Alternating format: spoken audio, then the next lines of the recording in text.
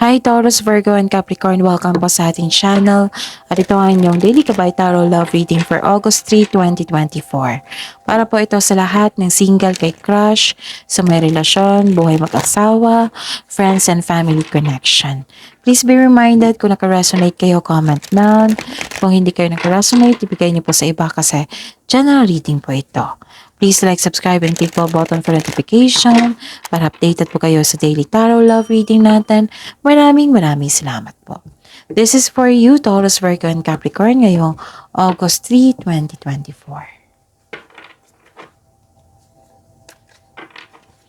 Spirits Guide, ano po yung gustong sabihin ng person ni Taurus, Virgo, and Capricorn sa kanila? Ngayong August 3 po, I need 3 cards po. I fear you will never forgive me.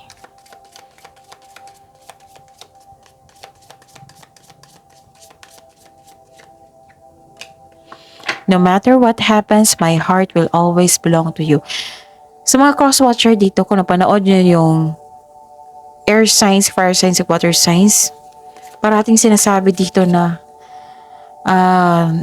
naging tapat siya sa inyo. Wow! Grabe yung emotion ng partner nyo ngayon, ha? I don't want to let you go. I miss being with you. So, wow! Maraming ganap na missing you ngayon, ha? Miss na miss ang isa't isa. Tingnan natin. Hindi niya mapatawad ang kanyang sarili sa mga ginawa niyang pagkakamali noon sa inyong relasyon, sa inyong koneksyon. Kahit anumang mangyari, ikaw lamang daw. Wala nang iba. Pwede din na sa iyo lang siya umibig ng tunay. And sabi dito na, I don't want to let you go. I miss being with you. Wow. Spirits guys, ano po yung energy ni Taurus, Virgo, and Capricorn sa love life nila ngayong August 3, 2024? And the clarification of this card po.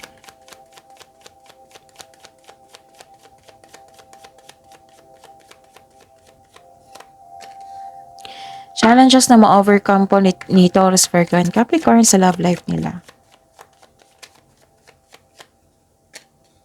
And the clarification of this card po.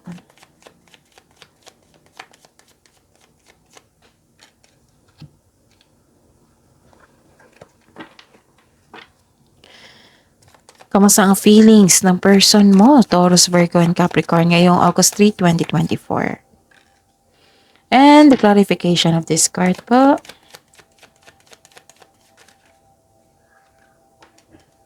Okay. Kamusta ang energy nyo, Taurus, Virgo, and Capricorn? May nakita ko ditong delay sa pag-uusap, delay sa pagdating. Disappointed kayo? Ano pa? Nakikita ko dito na may pagdududa. May pagdududa dito or emotional distance, nagkaroon ng tampuhan. Nagkaroon ng selos. May concern ka sa taong hindi nagbigay ng value sa inyong relasyon, sa inyong pagmamahalan, may inggit at selos na nangyari. Ang nakikita kong solusyon dito, Taurus, Virgo, Capricorn, communication.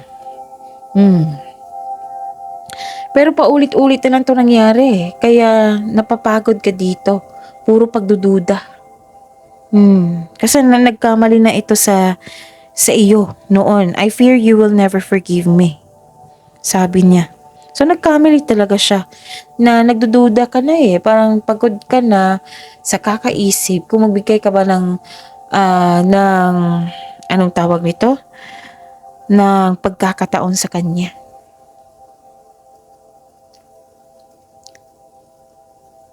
Okay? Nakikita ko rin dito na nagkaroon po ng chismis. Parang naniniwala kayo sa chismis, no? Na ito yung source of insecurity at selos. Nawalan kayo ng panatag dito dahil sa chismis. Alamin niyo muna kung totoo ba yan or hindi. Nakikita ko rin dito na yung may concern talaga na tama na to, sobra na to, ganun. Or isa sa inyo naging bossy. Isa sa inyo nagkaroon ng disbalanse sa kaperahan. Maaring ito yung problema nyo talaga. And kamusta yung feelings ng person mo? Nakikita ko dito,